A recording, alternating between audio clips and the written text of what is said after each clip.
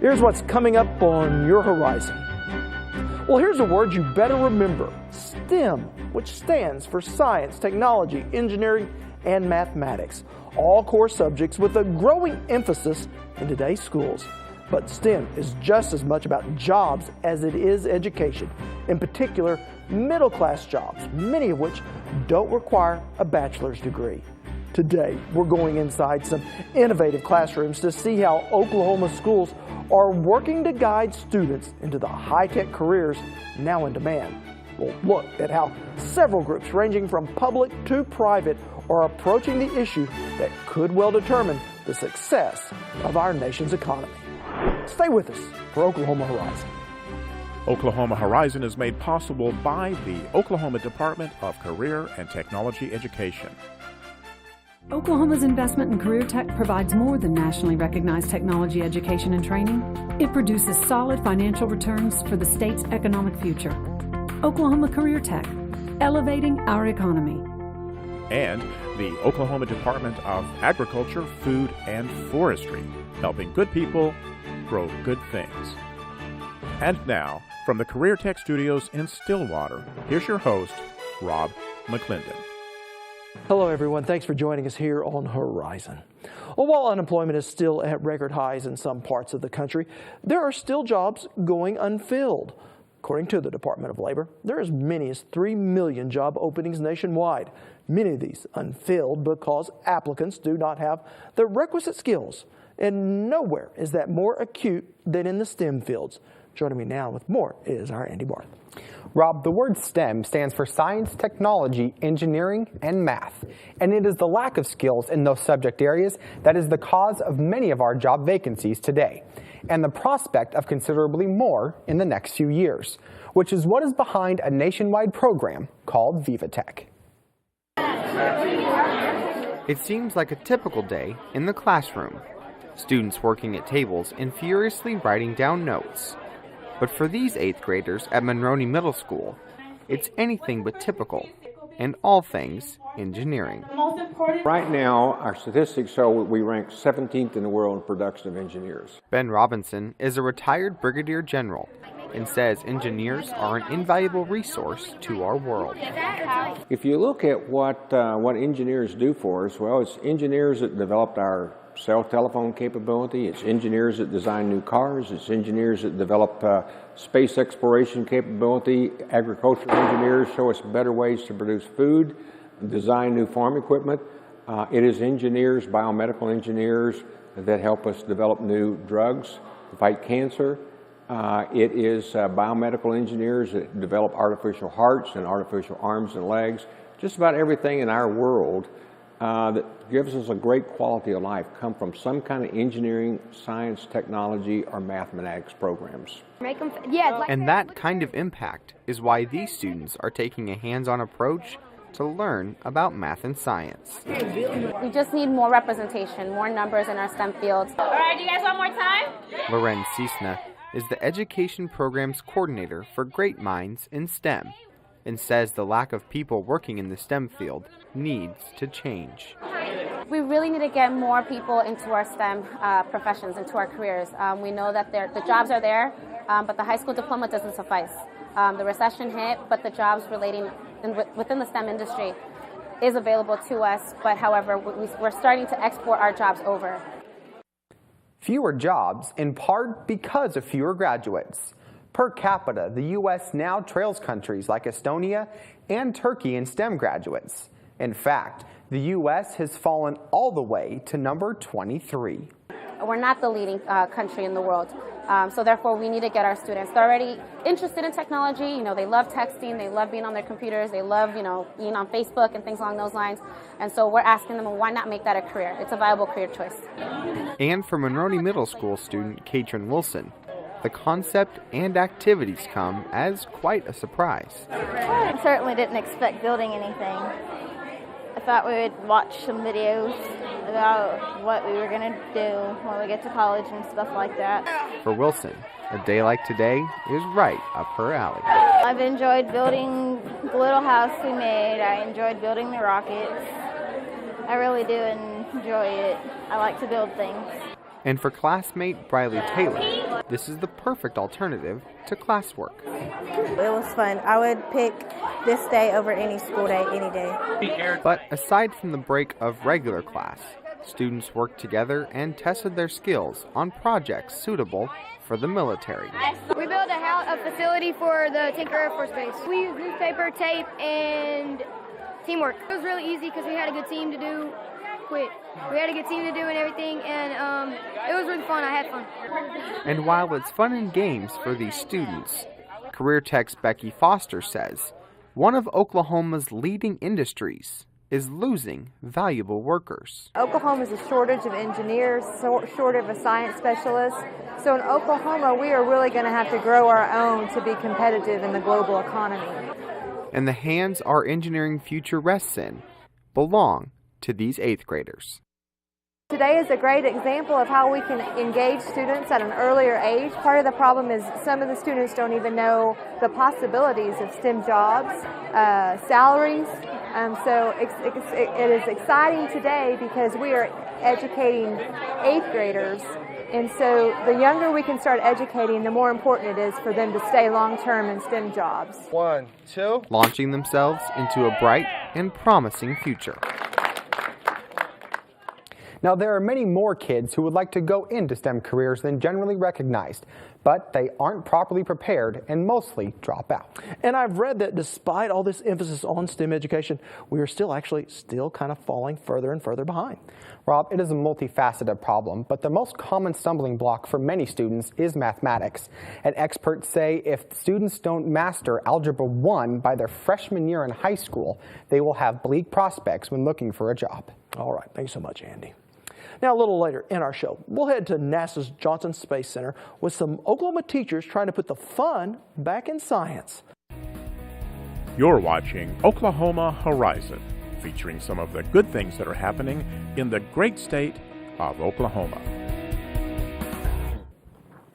Well, created by Congress in 1988, the National Space Grant Act helps promote STEM education all the way from elementary through college, which is why a group of Oklahoma teachers boarded a bus bright and early on a Thursday morning for a whirlwind trip to NASA's Johnson Space Center. And our Lisa Hines hopped aboard. That's right, Rob. It takes about a day to drive to the Johnson Space Center. It's just south of Houston. But once we arrived, it was 2 days of intense, hands-on training for a select group of Oklahoma educators. We're going to be here for 15 minutes, so you'll have plenty of time to take care of business. From the site where U.S. astronauts launched their careers, some Oklahoma teachers hope to reach new heights in their classes. Cappy Coleman says even teachers like her need to be educated every now and then. You know, as a teacher, I think sometimes we're in class and we think we know something, and then you go to a workshop like this one, and you realize, oh, there's so much out there that I didn't know. And that may be helpful for, remember, different learning styles. NASA is doing just that, with a workshop designed to teach the teacher how to make learning science, engineering, and math interesting and fun to students. Melanie Johnson is the Director of Education at Space Center Houston. It's so important that our teachers are informed about educating our students the correct way. So we here at Space Center Houston strive very hard to provide professional development that would make sure that our teachers give the correct information to the students. Because that education, the core of that education is inspiration, is innovation. And those are the values that we're trying to teach our students. Those are the values that the entire world is trying to teach so that the kids can keep doing things like NASA did back in the 60s and that they continue to do now. According to Dorinda Reisenhover, Education Coordinator with the Oklahoma NASA Space Grant Consortium, it's a chance for teachers to see how it's done at NASA. We are here to empower the teachers. We are here because these teachers are excellent and amazing teachers who deserve the opportunity to get to see what we're doing here at NASA and to apply that to their classroom and show those students how that works and all the amazing things that NASA is doing that applies to their life. Now, for small-town teachers with few resources, it's an even bigger opportunity. You know, I love teaching, and opportunities like this are what help me to be a better teacher. Because I teach at a small school, I teach 7th through 12th. I'm the last line of defense before college. So if they don't get it from me, then they're not going to get it.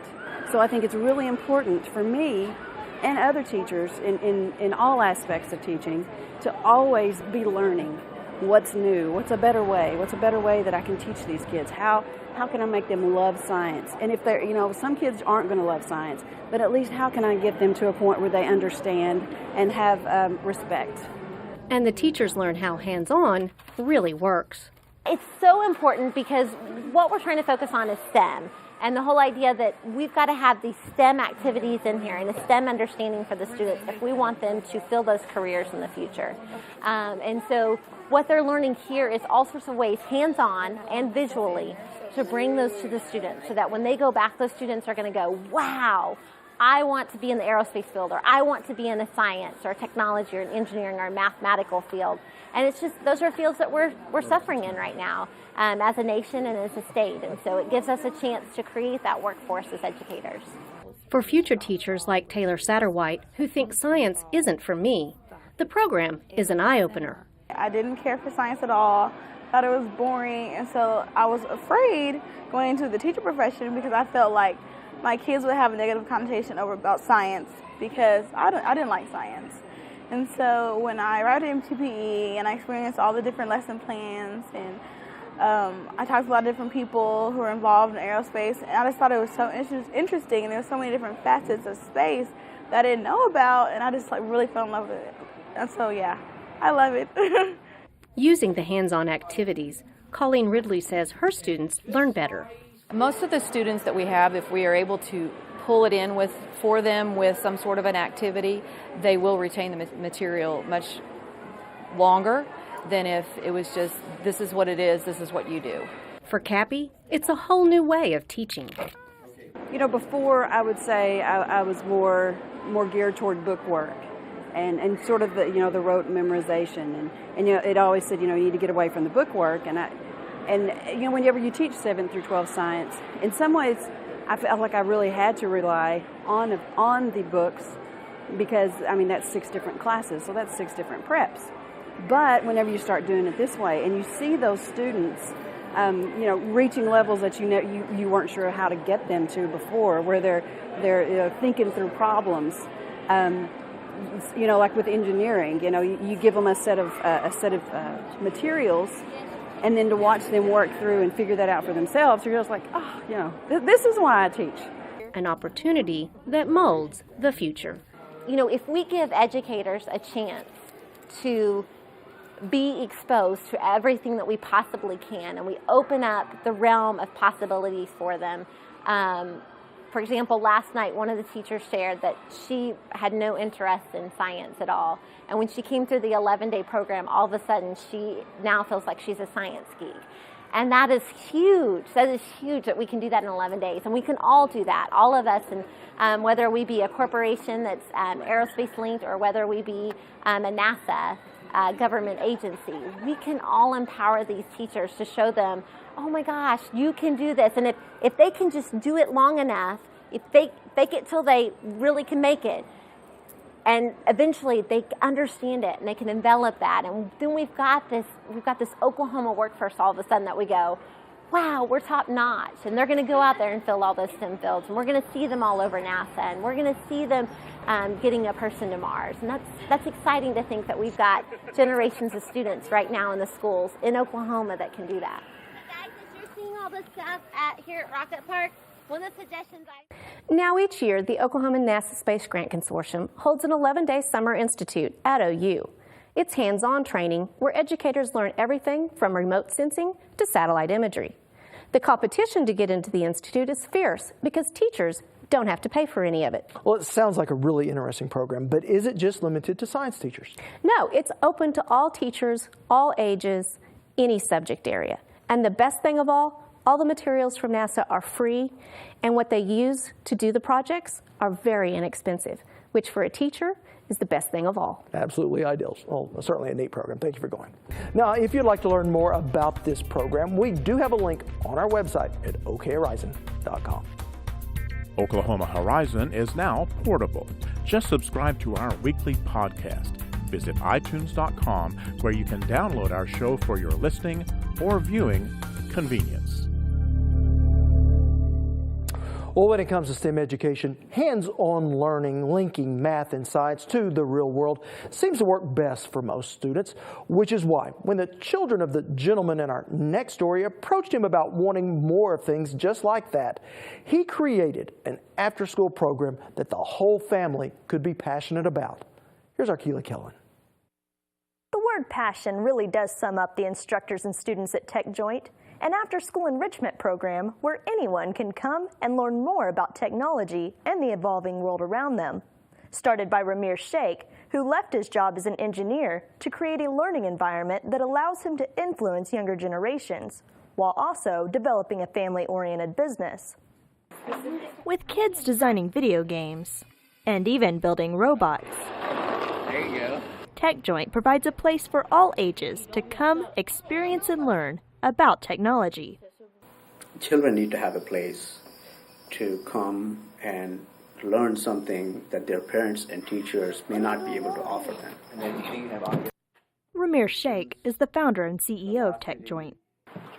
The vision with Tech Joint is more important than anything else, because this is something that I've committed myself to spend for the rest of at least my career. Sleep Command, and the Sleep Command is based a passion for technology and teaching kids. great. That is going to. I love spending my time with kids, and they've got amazing ideas. And one day, these kids are so smart that they can take my job any day, and I want them to. By using Legos and computer software in a classroom setting, instructors give students hands-on learning experiences, teaching not only technology, but also engineering, arts, and math. Our approach is so different from other classroom settings that we treat our students like rock stars.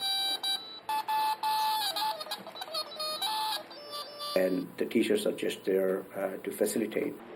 Teachers who are professionals that have real-world experience in the lessons that they are teaching. Oh, our pyramid's going down. That's cool. We believe that every child is gifted and talented. It just takes one adult to believe that that child is gifted and talented, and it is their time is worthwhile spending with that child to bring them over here. But you see it here, but from the top down. Ramir's daughter Rita enjoys all aspects of technology and enjoys learning new skills that otherwise she may not have learned in a normal classroom setting. My favorite thing to do is probably make art on the computer with graphic design, but I like using my graphic design in different ways. Like, my absolute favorite thing to do is actually compete inside the robotic competition, because that way I can use all my skills. Students compete in various competitions, such as Lego Robotics. They even had a team travel all the way to Hawaii to take part in the global ball competition. Adolfo Morales is one of the board members. The combination of the fun education with career-focused education and the competitive aspects of what Tech Joint provides is just phenomenal. Tech Joint strives to give kids the opportunity to find their passion at a young age and to help encourage them to succeed, not only in school, but in life. You might show us what our robot's going to do when we If we get them hooked into these types of programs where they're learning about engineering and they're having fun and they're learning about robotics and they're learning about technologies, they're the future. So they're going to take what they learn at 4, and by the time they're 15, they're changing the world because they can. And that's an exciting prospect. One of them is made with triangles. Normal classroom settings focus on traditional courses that teach students the fundamentals of science and math. What sets Tech Joint apart is that they offer various programs that teach more in-depth concepts on math and sciences, but also a strong emphasis on technology, engineering, and the arts. Thank you, Keela. Well, imagine that a local tomato patch was contaminated with harmful chemicals that could potentially threaten our food supply. And it was up to some young 4-H'ers to find out who did it. Our Paige Wallace shows us how these young people are finding the science in agriculture. You see it? Yeah, we can see it. What's on this leaf may not look like much, but for these young 4-H'ers, it's evidence, giving them hands-on experience at a mock crime scene and offering them the chance to take science out of the classroom and into the field. I'd prefer doing this over like testing and actually getting to handle stuff instead of working out of a textbook and working with pages. It's like more, you learn more out of it. Shady and Lily are investigating what could turn into a crime scene, a scenario where poisoned tomatoes could get into our food supply. Amateur sleuths taking on a serious subject. Well, I wanted to learn about, basically, about the diseases of plants and how we can prevent poisoning of plants so that our food supply isn't poisoned, so we can have a better farming economy. When you pick it up, you're probably going to want to look at it. For USDA research plant pathologist Bill Schneider, this is not only an opportunity to teach students about science, but to also encourage them to learn logic at an early age. I think it's more important for us to get across the principles of looking at and making decisions about situations based on evidence instead of just your first impression or your opinion of someone. Look at things from a scientific standpoint, make a logical decision. I think that's what we're getting across. And that helps in any field, whether they're scientists or not. Jeff Salee is with the 4-H Youth Development Program and says the camp tries to open up the science in agriculture.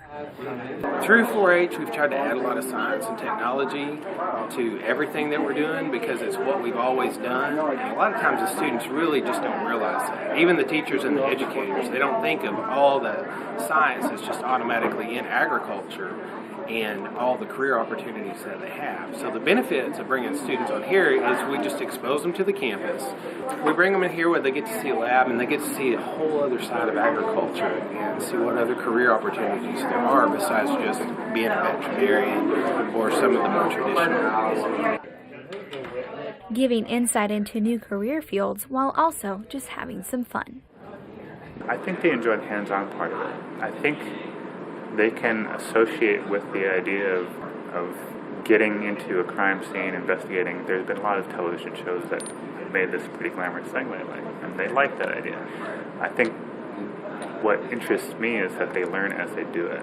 So they have a very, quick to judge approach when they first get here, and they meet the suspects, they quickly pick out who they think did it, and they do it based on opinion. By the time they're done, they're looking at facts, they're looking at evidence, they're treating it like a scientist would. So without even realizing it, having fun, being out there in the field, being a cop, being an investigator, they're learning how to be logical, be a scientist, build evidence, build cases. And being able to learn how to do DNA profiling, Mandy Schroeder says, makes her feel like a real scientist. Everyone's kind of a scientist in their own way, because everybody uses science in anything they go into, and that's a big part of 4-H. You learn by doing, and you get hands-on experience, and that's kind of using science every day. Now, all the STEM programs we talked about today have one thing in common. They're all supplemental programs that are after school, which has Oklahoma's Secretary of Technology asking, why are we not concentrating more on STEM curriculum during the regular school day? I don't think that in today's times of recession, we can simply look to state government and ask for a handout to fund these kinds of programs. But I think what we can do is look to the private sector for a partnership, a public-private partnership. Now, if you'd like to see my entire interview with Dr. Stephen McKeever, just head to our Value Added section at okhorizon.com. If you're interested in Oklahoma culture, you can keep up with us throughout the week on the Red Dirt Chronicles blog. Look for the On the Horizon postings on Tuesdays and Fridays, and tell us what you think. Next time on Oklahoma Horizon, we return to a country many fear could be the next Afghanistan. And we'll meet an Oklahoman working to save his homeland from radical extremism. You can see this small girl. She doesn't know what is religion, but they try to cultivate in her this culture because she has no choice. Bali, Africa, on Oklahoma Show for the Heartland, Oklahoma Horizon. Well, that's going to wrap us up for today, but you can see more of any of our stories on our new and improved website at okhorizon.com. You can watch us on the go with our weekly podcasts on iTunes. Follow us throughout the week on Twitter at OK Horizon TV, or just become a Horizon fan on Facebook. I'm Rob McClendon. Thanks for watching. See you back here next time. Horizon is made possible by the Oklahoma Department of Career and Technology Education and the Oklahoma Department of Agriculture, Food, and Forestry.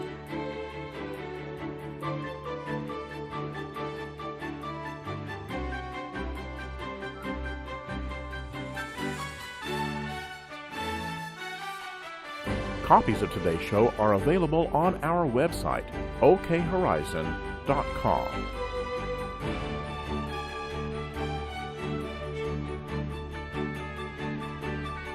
Thank you for watching Oklahoma Horizon.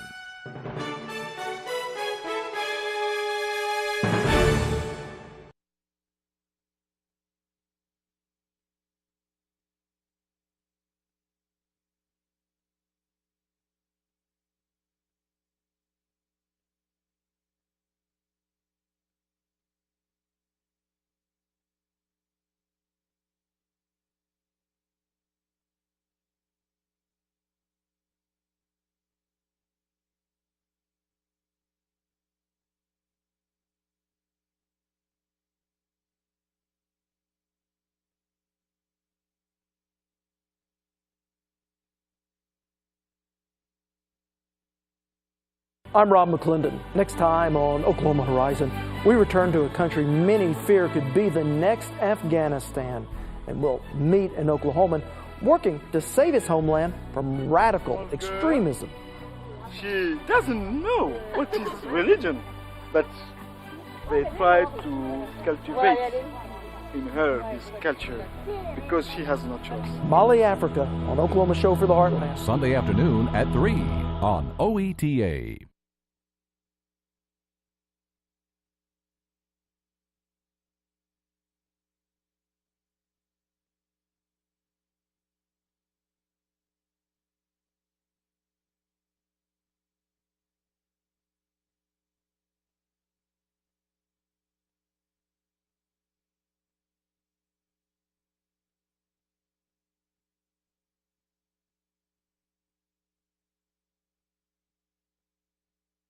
I'm Rob McClendon. Next time on Oklahoma Horizon, we return to a country many fear could be the next Afghanistan, and we'll meet an Oklahoman working to save his homeland from radical extremism. Small girl, she doesn't know what is religion, but they try to cultivate in her this culture because she has no choice. Mali, Africa on Oklahoma Show for the Heartland, Oklahoma Horizon.